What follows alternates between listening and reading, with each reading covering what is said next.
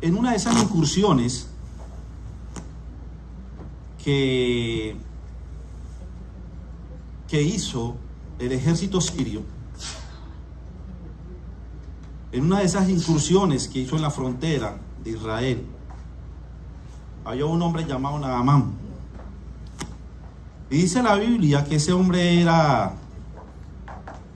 valiente, un hombre valeroso en el gran extremo.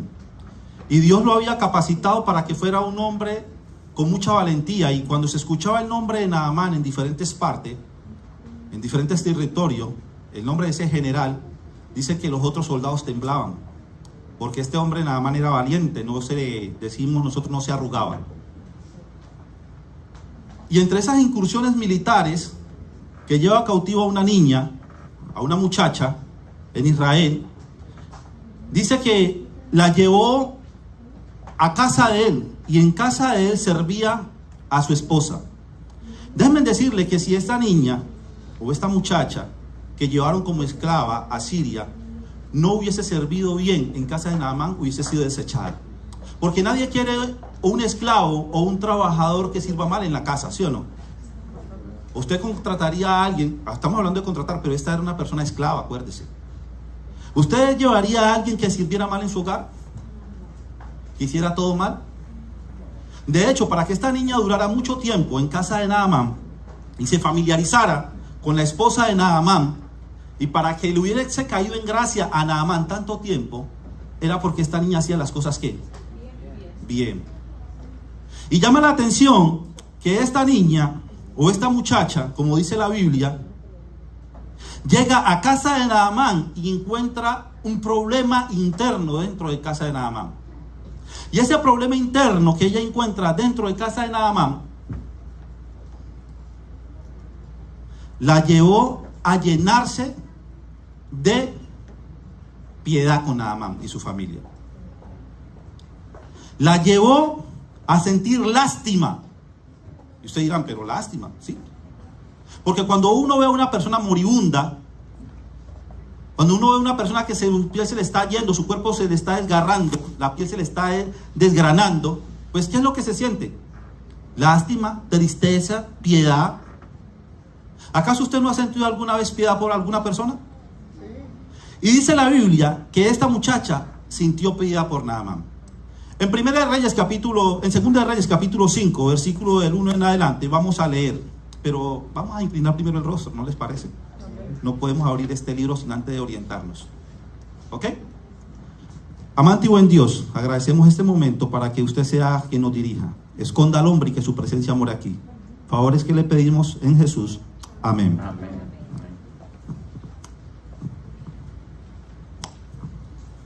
Segunda de Reyes, capítulo 5, versículo 2.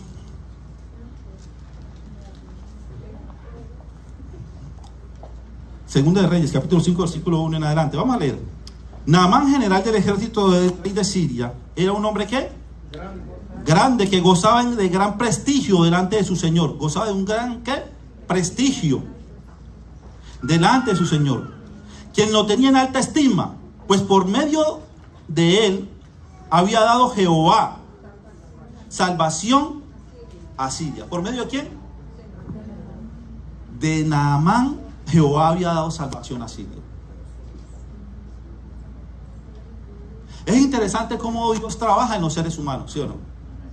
Es interesante cómo Dios toma a las personas, porque directa o indirectamente, cuando usted empieza una labor, es porque Dios lo está capacitando para que la culmine. Muchas veces no nos damos cuenta. El epicentro de la lesión no va a ser Naamán.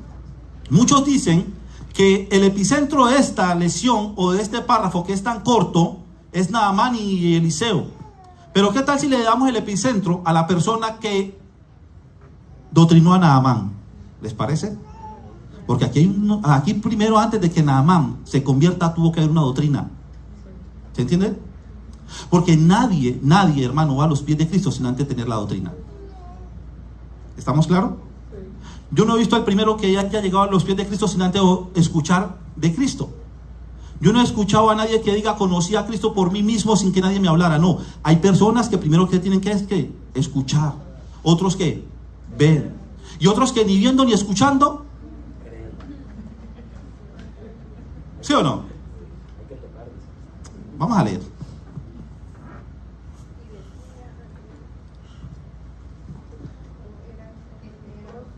De Siria. ¿En qué nos quedamos en el versículo 2? Ok. Era este un hombre valeroso en extremo, pero leproso. ¿Cuál era su problema? Era un hombre ¿qué? Leproso.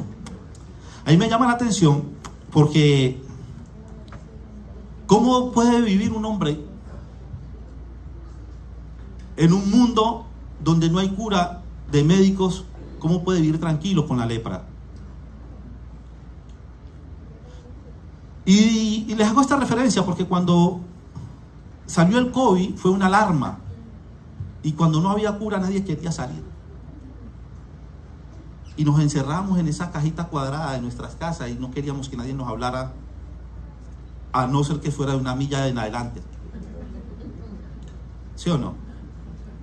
Pero la lepra había agarrado tanto auge en esa época, había alcanzado tanta fama, la lepra, que el hombre que tenía lepra, hermano, era algo que desahuciado. Era un hombre que no tenía el privilegio de estar en derredor de quién, de nadie, de ninguna persona. Y yo me imagino a Naamán en sus noches y su esposa, porque el matrimonio hasta que la muerte los separe, viendo a su esposa lidiando a Naamán, trayéndole cositas para ponérselas en el cuerpo, para aliviar sus llagas. Yo me imagino a Naamán desesperadamente pasándose la mano por todo su cuerpo y viendo su piel desgarrarse, viendo su piel yéndose a pedazo. Yo me imagino a Naamán buscando curas por todas partes. Y en ese momento Siria era el país que gobernaba con un ejército valeroso. En ese momento el rey de Siria tenía una gran influencia. Tenía un grado de influencia tan alto que cuando le manda una carta al rey de Israel, el rey de Israel se asustó. Dice el rey de Israel: ay, Dios mío, este hombre está buscando ocasión conmigo y me manda a decir que iba a mandar a su siervo Naamán para que yo lo cure. ¿Acaso yo soy un médico para curarlo? Pero el problema es que muchas veces tenemos el conocimiento de darle a otras personas cómo se curen y nos callamos, nos aterrorizamos.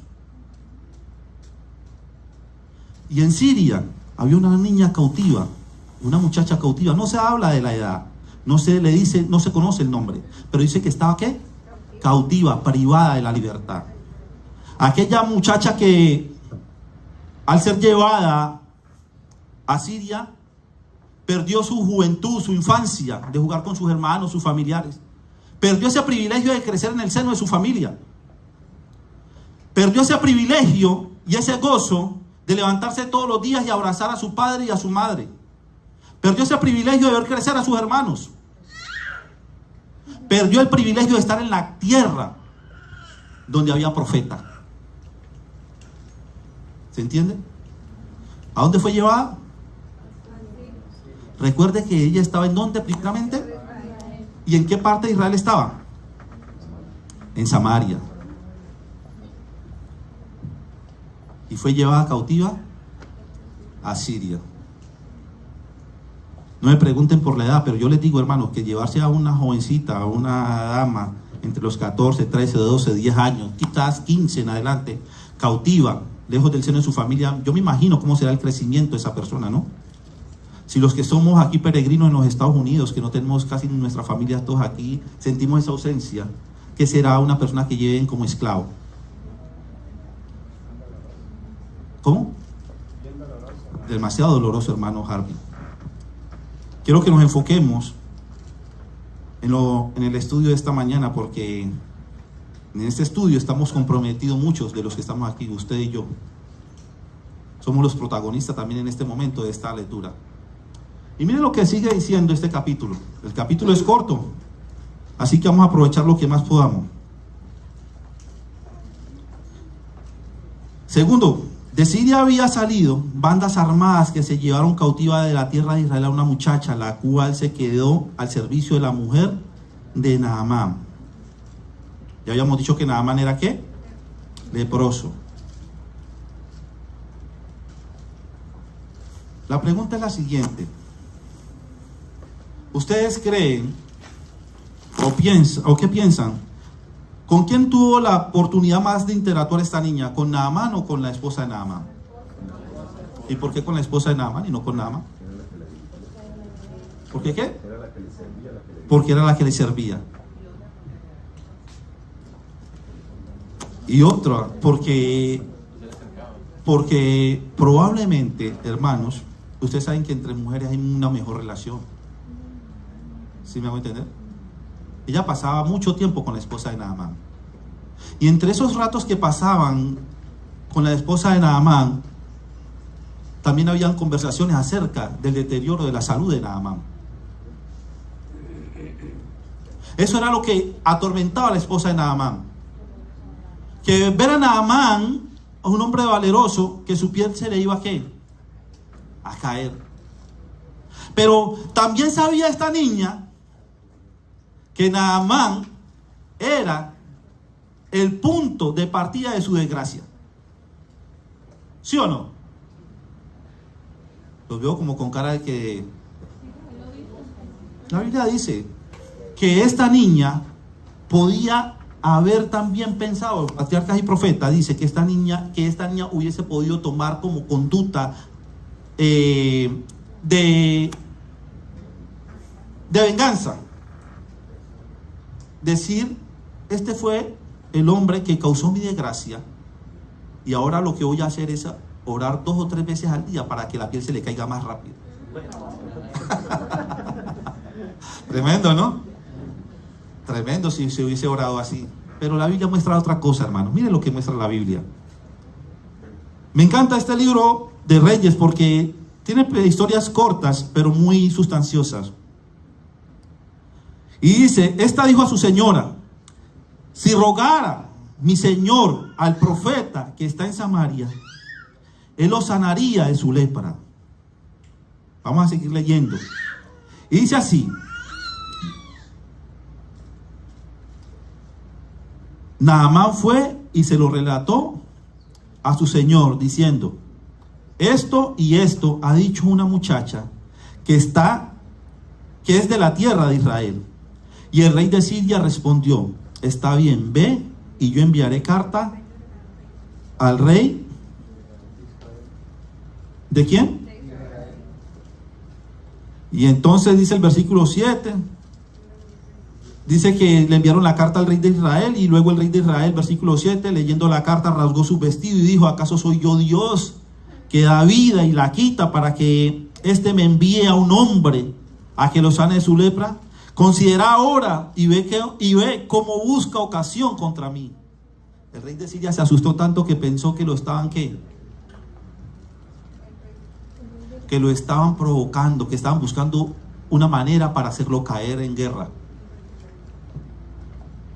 ¿Acaso este rey de Israel no conocía al Jehová que conocía a Naamán? Y mire la respuesta más adelante acerca de este proceso tan delicado cuando el rey le cayó esta carta. Y mire lo que dice el versículo 8. Cuando Eliseo, el varón de Dios, oyó que el rey de Israel había rasgado sus vestidos, envió a decir al rey, ¿por qué has rasgado tus vestidos? Que venga a mí y sabrá que hay ¿qué? Un profeta en la tierra de Israel. ¿Que venga quién? A mí. Naamán conocía su condición.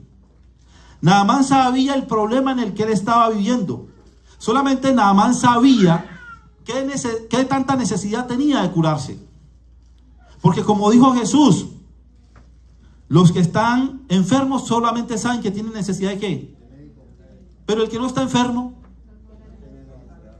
Entonces Naamán tenía que ir a buscar la solución a su problema. Pero a mí me llama la atención cómo es que Naamán va y primero consulta con su rey. Pero cuando usted lee más atrás, hay algo que llama más la atención. Dice que esta niña habló ¿a quién? A la esposa de Naamán. La esposa de Naamán se lo contó a Naamán.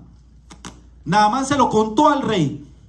Y el rey le dio carta abierta para que él fuera y visitara Israel. Y cuando usted empieza a leer este capítulo, se da cuenta de que hay una niña o una muchacha empezando a hacer obra misionera. ¿Saben, hermano? Dios no mira las edades. Para Dios no hay barreras. Dios usa a las personas a temprana y a tarde edad para cometer sus hechos. ¿Se entiende? Para finiquitar sus objetivos. Y entonces tomó a esta niña y la llevó a casa de Naamán. Pero Naamán necesitaba saber qué era lo que había en ¿dónde? En Israel. Y al llevar cautiva a esta niña en casa de Israel, entonces era necesario que la esposa de Naamán, y que el rey conocieran quién era Jehová, Dios de los ejércitos. Y entonces cuando esta niña presenta todo ese argumento, ella no lo presenta porque ella lo escuchó. No, ella lo presenta porque ella lo vivió. Porque ella lo miró. Por eso ella dice, si él fuera a Israel, a donde está el profeta, se daría cuenta de que ¿qué? De que sería sanado. Es porque ella ya lo había vivido. Eso era porque ella ya había tenido una relación con el profeta. Déjenme decirle que de hecho la primera educación en el hogar cristiano va enfocada en que usted le enseñe principios espirituales a sus hijos. De eso depende que cuando sus hijos salgan de su casa al lugar donde vayan, sepan que hay un Dios en el cielo en el cual confiar. Aunque esta niña cautiva, separada de sus padres, ella hubiese podido decir, Naamán me quitó el gozo, me quitó la alegría de mi familia, ahora Naamán está enfermo, entonces voy a irme a orar y voy a irle a pedir al Señor que le quite la vida. Dice no, se llenó de misericordia, se llenó de compasión, de tristeza, sabiendo que Naamán era el causante de su desgracia, sabiendo que Naamán era el que la había separado de su familia, y va donde su señora y le dice, mira, si tan solo le rogara a profeta que hay en mi tierra o que hay en Israel, él le sanaría.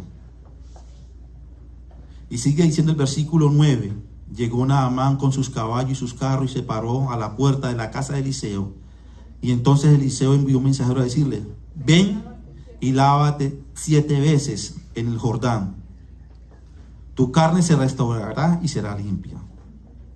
Versículo 11, ¿qué hizo Naamán?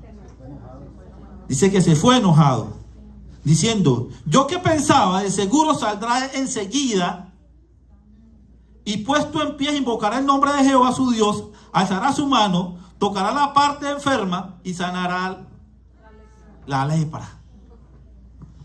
¿Qué hizo Naamán? Dice que salió enojado y se fue. ¿Cómo es posible que el ser humano muchas veces no quiera dar un paso adelante para ser sanado? ¿Cómo es posible que el ser humano, aunque conociendo la condición en la que está, conociendo en la forma en que su vida se está yendo a pedazos, en que se está desgranando carnalmente, físicamente, espiritualmente, y cómo es posible de que si se le muestra la cura, no quiera ni dar un paso para tomarla? Él esperaba que salieran y tocaran la parte, o sea, no quería hacer nada. Yo no quiero hacer nada, yo lo que necesito es curarme, que venga y me toque y listo, y se vaya. Ese es el problema de muchos de nosotros. No queremos sino los milagros. No queremos sino solamente las bendiciones. Pero no queremos ir a buscar las bendiciones para poder recibir nosotros bendiciones. El ser humano está llamado a trabajar con Dios. La lección de esta semana viene hablando del cuerpo de Cristo. Y acuérdense que para ser parte del cuerpo de Cristo todos tenemos que trabajar ¿en qué? En unidad. Si este evangelio no lo predica usted y no lo predico yo, otros lo predicarán. Pero déjeme decirle que usted no será parte del cuerpo de Cristo. Para usted ser parte del cuerpo de Cristo tiene que poner en práctica lo aprendido.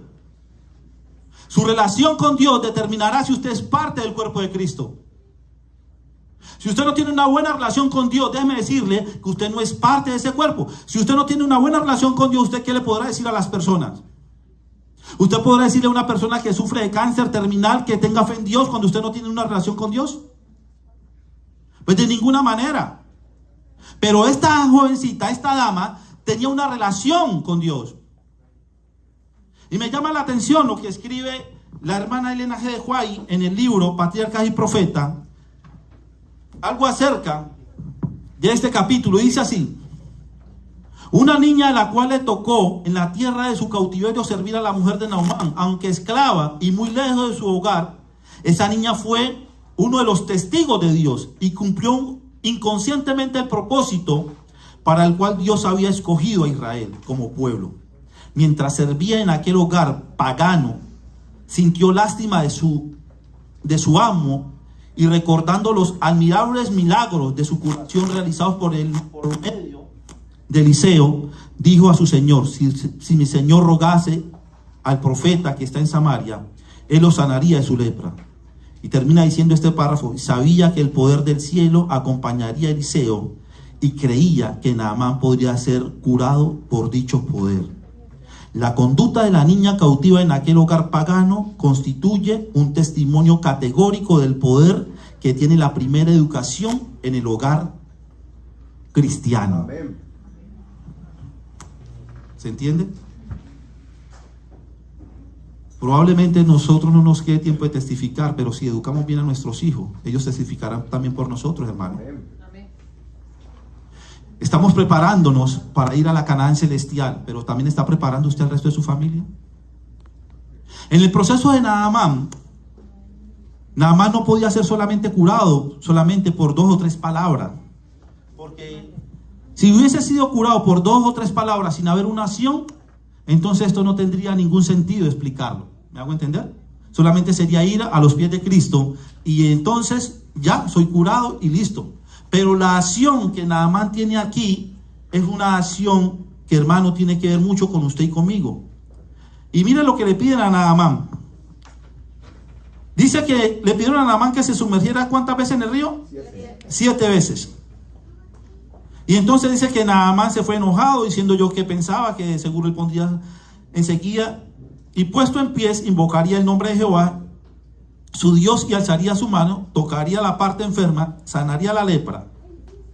Y dice aquí: Abaná y Farfán, ríos de Damasco, ¿no son mejores que todas las aguas de Israel? Si me lavo en ellos, ¿no quedaré limpio? Yo creo que Naamán vio el río muy sucio. El río estaba muy revuelto, y dicen que donde hay río revuelto lo que viene es lodo, ¿no? Y Naamán venía del palacio de una condición, siendo un general, a bañarse en un río sucio. Y ahora empieza a cuestionar el río. ¿Quién estaba más sucio, Naamán o el río? Y cuestiona el río. El ser humano es algo insólito, es algo incomprendible. Venía más sucio Naamán con algo que contaminaba a las personas, y dice que el río estaba sucio y que por eso no se quería meter al río, que prefería meterse a un río más limpio. Pero le están diciendo que es en ese río. Si Naamán se mete en el río Farfán, ¿ustedes creen que en ese río hubiese sido sanado? ¿Por qué no? Si es otro río y estaba más limpio. Hermano, la voluntad de Dios es que le obedezcamos a Él. La voluntad de Dios es que nosotros le escuchemos a Él. La voluntad de Dios no es que nosotros hagamos nuestra propia voluntad. Cuando Dios revela su voluntad, pues hay que poner un pie en marcha. ¿Sí o no? Y lo importante es que Dios le revela a Naamán por medio de Eliseo, por medio de la niña cautiva, cómo debía ser limpio. ¿Puede el hombre limpiarse por sí mismo? Jeremías capítulo 2, versículo 22. Vamos a leer un poco porque no nos vamos a quedar aquí dormidos. Estamos solamente escuchando al que predica, pero no. Jeremías capítulo 2, versículo 22.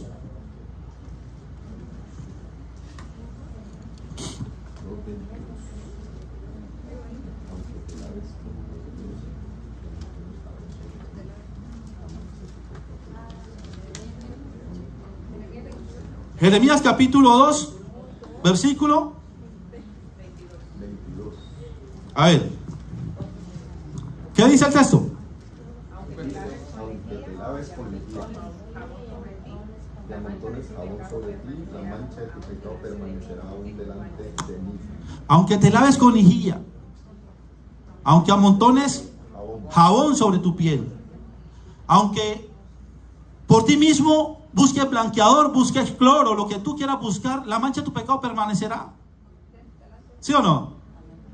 Pero lo que Jesús le está diciendo, lo que Jehová le está diciendo a Naamán, es que para él ser limpio, él tiene que ir a la fuente inagotable, al río, a ese raudal inagotable, a ese río que por muchas veces que nosotros lo veamos sucio, de ahí vamos a salir limpio. Y para todo proceso hay ¿qué? Agua. Para un proceso de limpieza, tiene que primero el ser humano pasar ¿por qué? La ropa tiene que pasar ¿por qué? Por agua. El ser humano no ha entendido que antes de ir a los pies de Cristo, primero hay que pasar por agua. Usted antes de ir al cielo tiene que pasar primero por agua. ¿Sí o no? Si usted no pasa por agua, usted no va a ir al cielo. ¿Se entiende o no se entiende? Si el evangelio dice que usted tiene que, hermano, ir y sumergirse 7 veces en el río para usted llegar a la presencia de Jehová limpio, usted tiene que meterse. Y Naamán se fue rehusando de eso. Y Naamán no quería. Y entonces miren lo que le dice uno de sus criados. Miren el capítulo 12, 13. Pero su criado, estamos en el capítulo 5, versículo 13 de Segunda de Reyes. Pero sus criados se le acercaron y le dijeron: Padre mío, si el profeta te mandase a hacer algo difícil, la pregunta es, ¿no lo harías? ¿Cuánto más si solo te ha dicho, levántate y ser limpio? ¿Qué le había dicho el profeta? ¿Quieres ser limpio? Pues levántate y métete al río. Pero nada más lo que quería era que fuera el profeta y le pusiera la mano en la llaga. Ya, limpio, váyase para Siria. Naamán conocía la condición en la que él estaba. Naamán sabía que estaba leproso. Naamán conocía que no había otro medio por el cual él podía ser limpio. Y aún conociendo su situación en la que él estaba, Naamán no aceptaba el método de la cura, que es lo que hoy en día muchos no aceptan. Naamán no aceptaba ¿qué? El método de la cura. ¿O lo aceptó? Dice que ¿qué? Que se fue enojado porque no le gustó ese método. ¿Saben que cuando a mí me iban a vacunar cuando era niño contra la fiebre y todas estas cosas, yo lo que hacía era salir corriendo? Cuando yo veía esas inyecciones, yo salía corriendo, porque a eso le tengo miedo y es algo pequeño. Y saben, hermano, pero era el método que se usaba para que a nosotros no nos llegara todas esas epidemias. Pero a este hombre el método era nomás zambullirse el río 7 veces. Y cuando uno ve un río en estos calorones, lo que uno quiere es meterse al río o al mar. Esté sucio, después de que no esté corrientoso, y nos hacemos en la orillita y vámonos. Pero nada más no, nada más se llenó de orgullo, se llenó de suficiencias propias. Y empieza a cuestionar el río como si el río tuviera que ver con él. El río no tenía nada que ver con él. Al ser humano se le ha dado instrucciones para que el ser humano pueda tener una relación con Cristo.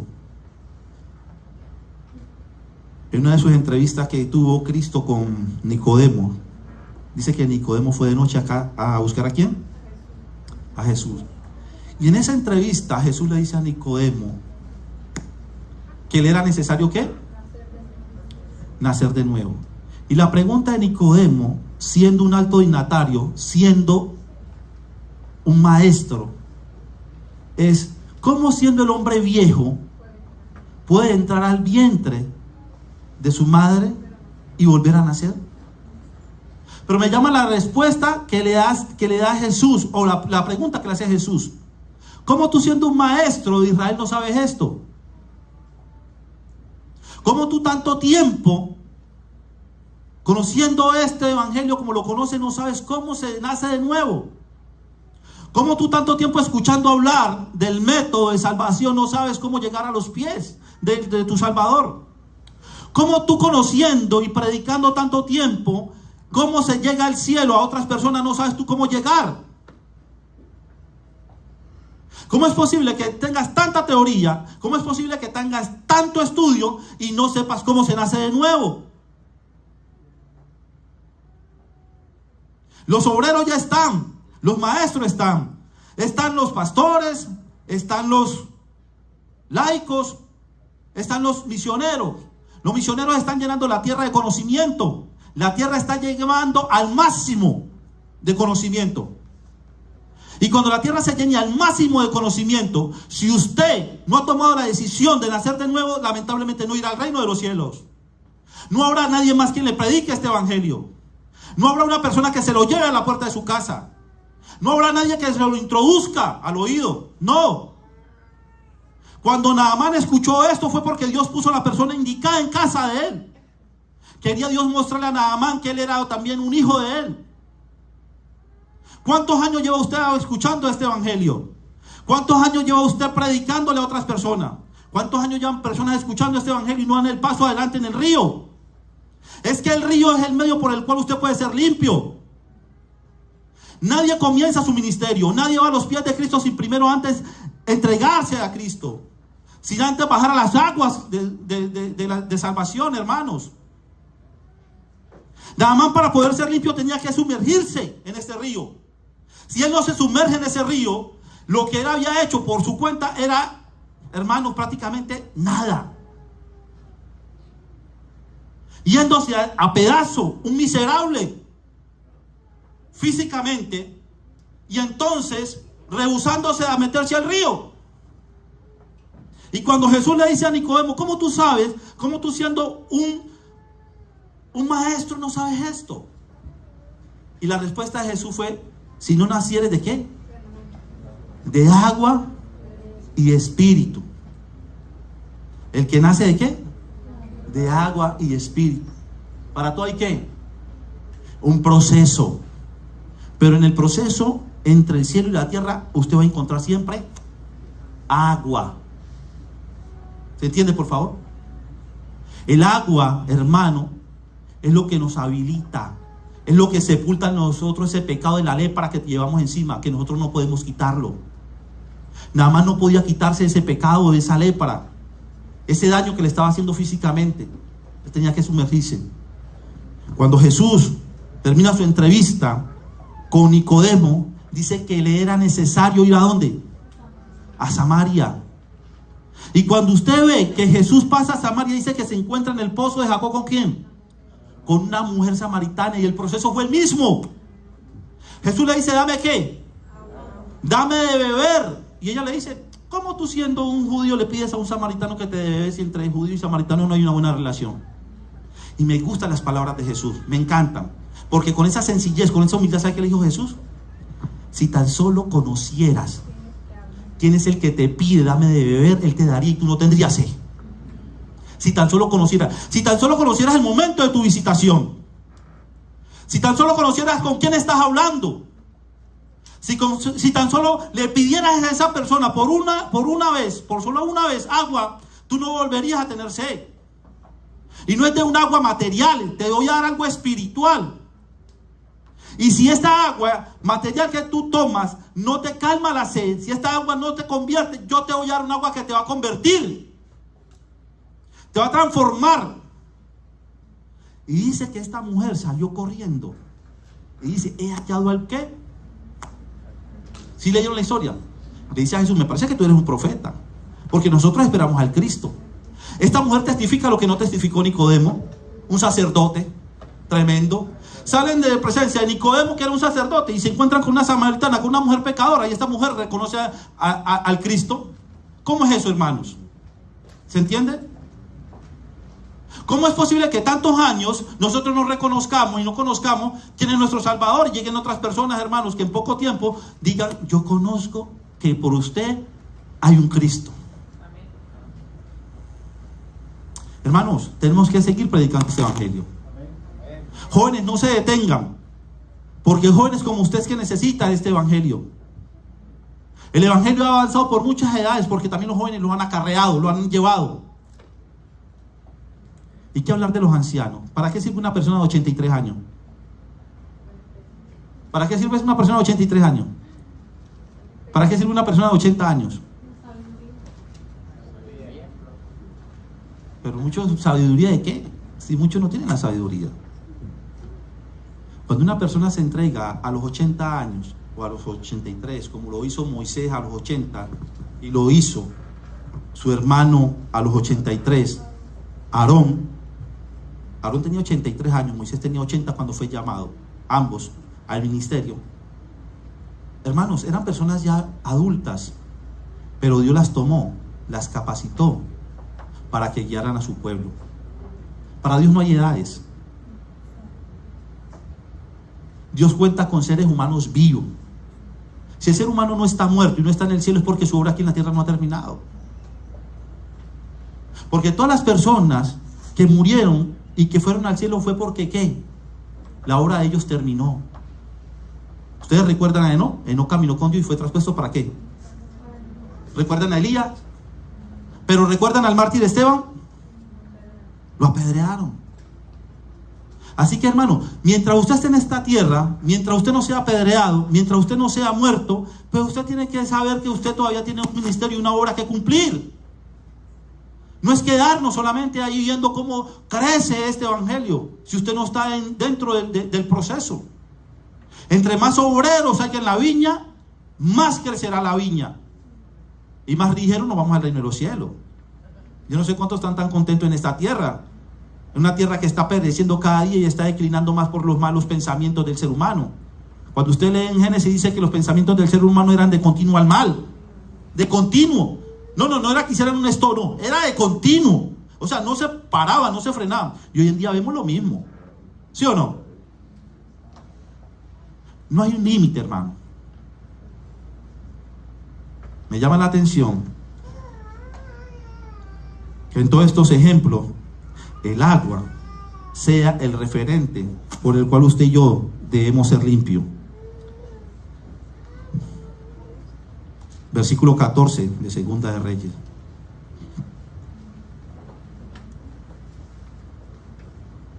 Descendió entonces Naamán y se zambulló. ¿Cuántas veces? En el río Jordán, conforme a la palabra del varón de Dios. Y su carne se volvió como la carne de ¿qué? Y quedó ¿qué? Limpio. Y se zambulló Naamán 7 veces en el río Jordán, y la lepra se fue con ese río revoltoso, lleno de tierra, pero Naamán salió con la piel como la de ¿qué? Como la de un bebé. Qué lindo es tener la piel de un bebé, ¿no? Hermano, una piel rejuvenecida, suave, delicada. Y yo me imagino cuando Naamán llega a su casa con esa piel delicada. ¡Wow! Me llama la atención porque Naamán termina diciendo en ese párrafo: ahora reconozco que no hay Dios en toda la tierra, sino ¿dónde? En Israel. Hermanos, solamente el testimonio de una niña alcanzó a Naamán, a su esposa, y parte del rey de Siria. ¿Se da cuenta cómo puede, hermano, un testimonio alcanzar a muchas personas? No importa usted de dónde venga o para dónde vaya. Si usted tiene bien en claro sus principios alcanzarán a otras personas. Quiero terminar leyéndoles un pasaje.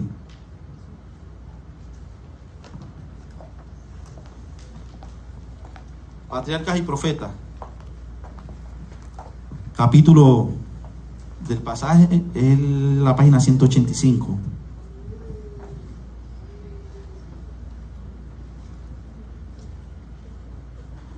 No sabemos en qué ramo de actividad serán llamados a servir nuestros hijos, dice la pluma inspirada. No sabemos en qué ramo de actividad serán llamados a servir nuestros hijos. Pasarán tal vez su vida dentro del círculo familiar. Se dedicarán quizás a las vocaciones comunes de la vida o irán a enseñar el evangelio en tierras paganas. Pero todos por igual son llamados a ser misioneros para Dios, dispensadores de misericordia para el mundo. Han de obtener una educación que les ayudará a mantener de parte de Cristo para servir con abnegado corazón y vocación. Mientras los padres de estas niñas hebreas le enseñaban acerca de Dios, no sabían cuál sería su destino, pero fueron fieles a su cometido, y en la casa del capitán del ejército sirio, su hija testificó por el Dios a quien ella había aprendido a honrar. Amén. Hermanos, la invitación en esta mañana es que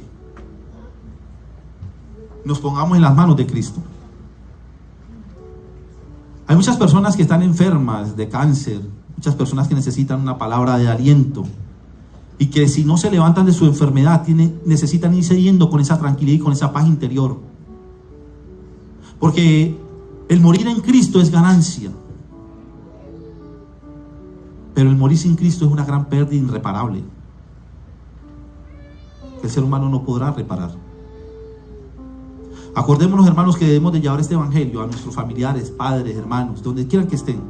Pero lo más importante, hermano, hagámoslo con el gozo que Cristo ha puesto en cada uno de nosotros. Que Dios les bendiga en este sábado, que sigan llenándoles de bendición a cada uno de ustedes en sus hogares, que les siga capacitando a cada uno de ustedes jóvenes, que los siga habilitando y que los siga comprometiendo para que terminen la obra para la cual hemos sido llamados. Que Dios les bendiga.